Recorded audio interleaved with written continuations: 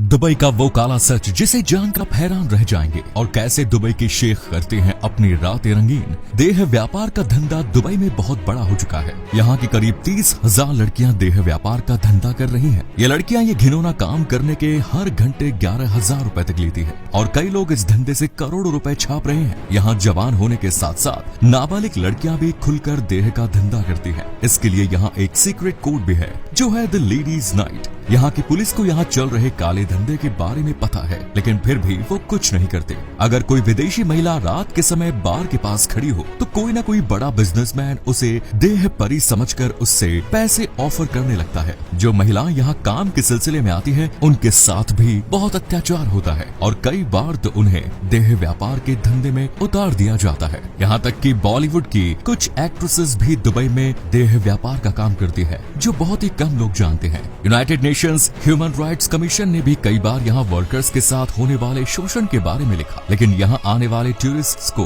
Dubai का ये काला सच नहीं दिखाया जाता। आज के समय में दुबई दुनिया के मोस्ट फेमस टूरिस्ट डेस्टिनेशंस में से एक है, जहाँ हर साल करोड़ों लोग यहाँ घूमने आते हैं। लेकिन आपको जानकर हैरानी होगी कि आज से 200 साल पहले दुबई सिर्फ रेतों से भारी बंजर देश था। वहीं आज दुबई दुनिया के सबसे डेवलप कंट्रीज में से एक है, जहाँ बड़ी बड़ी इमारतें, बुर्ज अल अरब, दुबई फ्रेम और पाम जुमेराह जैसे शानदार आर्किटेक्ट के साथ लग्जूरियस कार्स, नाइट लाइफ और ऐशो आराम की जिंदगी जीने का हर एक सुविधाएं हैं। हाल ही में दुबई गवर्नमेंट ने अगले 20 साल के लिए बहुत सारा मास्टर प्लान तैयार भी किया है, जिसे विजन 2040 का नाम दिया गया है। लेकिन क्या ये प्लान पूरा हो पाएगा? क्या दुबई सच में इतना अमीर है और हमेशा ही ग्रो करता रहेगा? एक रिपोर्ट के तहत आज 2023 में दुबई की जीडीपी का सिर्फ 1% हिस्सा ऑयल से आता है, जबकि बाकी 99% टूरिज्म, फाइनेंस और सी ट्रेड से आता है। लेकिन क्या सच में ऐसा ही है? आज से करीब 200 साल पहले 1822 में दुबई सिर्फ समंदर की मछलियों से पेट पालने वाला देश था और ऐसे ही मुश्किल से अपना गुजारा कर रहा था। फिर उसके बाद दो बड़ी चीजें हुई, एक ऑयल का मिलना और दूसरा दुबई में नए रूलर का आना, शेख राशिद अल मुख्ताम, जिसने दुबई को एक अलग नजरिए से देखा। वो जान चुका था कि दुबई को अगर कम समय में ज्यादा तरक्की करनी है तो उसे हर हाल में अबू धाबी का सपोर्ट चाहिए होगा, क्योंकि उस समय अबू धाबी सबसे ज्यादा ऑयल प्रोड्यूसर रहा है और खुशकिस्मती से अबू धाबी के सुल्तान शेख जायन बिन भी चाहते थे कि सारे एमिरेट्स कंट्रीज एक दूसरे से मिलजुल कर रहे, जिससे कि कोई भी खतरा आने पर एक साथ उनका सामना कर सके। और 1971 में दुबई एक साथ होकर यूनाइटेड अरब एमिरेट्स की संगठन की और अबू धाबी इसका कैपिटल बन गया। जैसे जैसे ऑयल से पैसा आने लगा, शेख ने दुबई का इंफ्रास्ट्रक्चर चेंज किया, जिसमें दुबई का रोड, एयरपोर्ट और बिल्डिंग्स को दुबई को दूसरे देशों से अलग पहचान दिला दी। दुबई के पास अब first class restaurants, banks, road services available थी।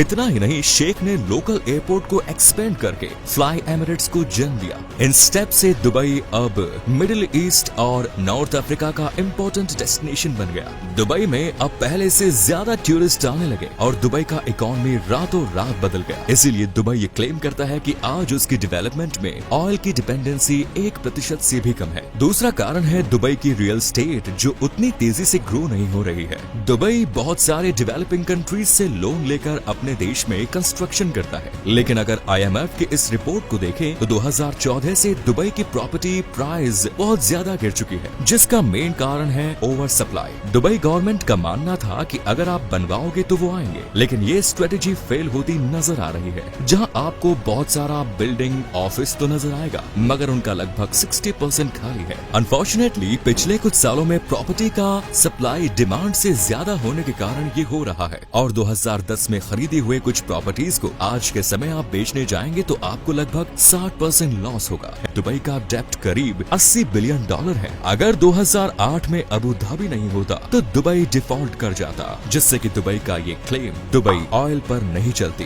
ये पूरी तरह से गलत हो जाता। दूसरा कारण है दुबई की रियल एस्टेट, जो उतनी तेजी से ग्रो नहीं हो रही है। दुबई बहुत सारे डेवलपिंग कंट्रीज से लोन लेकर अपने देश में कंस्ट्रक्शन करता है, लेकिन अगर IMF की इस रिपोर्ट को देखें तो 2014 से दुबई की प्रॉपर्टी प्राइस बहुत ज्यादा गिर चुकी है, जिसका मेन कारण है ओवर सप्लाई। दुबई गवर्नमेंट का मानना था कि अगर आप बनवाओगे तो वो आएंगे, लेकिन ये स्ट्रेटेजी फेल होती नजर आ रही है। जहां आपको बहुत सारा बिल्डिंग, ऑफिस तो नजर आएगा, मगर उनका लगभग 60% खाली है। अनफॉर्चुनेटली पिछले कुछ सालों में प्रॉपर्टी का सप्लाई डिमांड से ज्यादा ज्यादा होने के कारण ये हो रहा है। और 2010 में खरीदी हुए कुछ प्रॉपर्टीज को आज के समय आप बेचने जाएंगे तो आपको लगभग 60% लॉस होगा। एग्जाम्पल के तौर पर एमिडेन 1 जो दुबई का एक बहुत बड़ा प्रोजेक्ट था, इस पर 2015 में काम तो शुरू हुआ मगर डिमांड कम होने के कारण इसे बंद करना पड़ा और इसको बनाने वाला कंपनी आज के समय बैंकक्रप्ट हो चुकी है। इसके अलावा दुबई में लेबर प्रॉब्लम्स हैं क्योंकि दुबई का पॉपुलेशन ज्यादा नहीं है, जिसके चलते उन्हें इंडिया, पाकिस्तान, नेपाल जैसे देशों से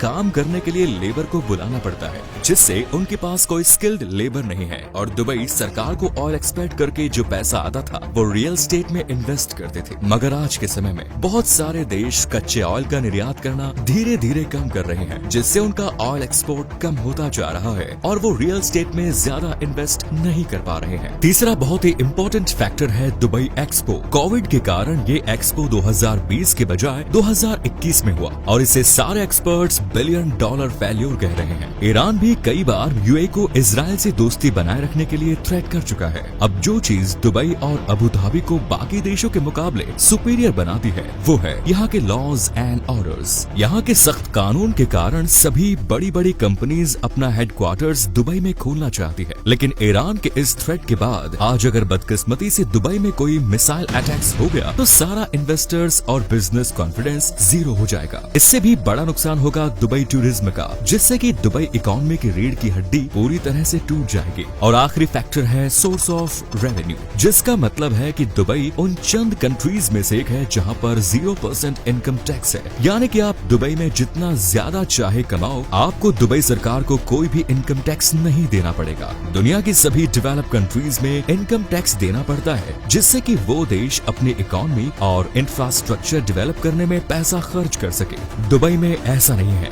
जो दुबई की प्रॉब्लम्स के लिए कहीं हद तक जिम्मेदार भी है। तो इन पांचों फैक्टर्स को मद्देनजर रखते हुए ये बात तो जाहिर है कि दुबई का फ्यूचर पूरी तरह से अबू धाबी पर डिपेंडेंट है, चाहे वो ग्लोबल ऑयल डिमांड हो या फिर यूएई का फॉरेन पॉलिसी। दूसरी तरफ दुबई को टूरिज्म के अलावा अपनी इनकम सोर्स डेवलपमेंट करने का सख्त जरूरत है। कंस्ट्रक्शन को रेगुलेट करने की जरूरत है ताकि प्रॉपर्टी की सप्लाई डिमांड से बाहर न जाए और उनकी प्राइस भी लिमिट में रहे। जहाँ तक दुबई के 80% पॉपुलेशन इमिग्रेंट्स हैं, जो आज दुबई की तरक्की के लिए बहुत ही अहम भूमिका निभा रहे हैं। खैर जो भी हो, दुबई आज अपने आप में एक मिसाल है, लेकिन पूरी दुनिया में दुबई जैसा कोई भी सिटी नहीं मिलेगा। लेकिन ये कब तक ऐसा बना रहेगा ये तो वक्त ही बताएगा। धन्यवाद।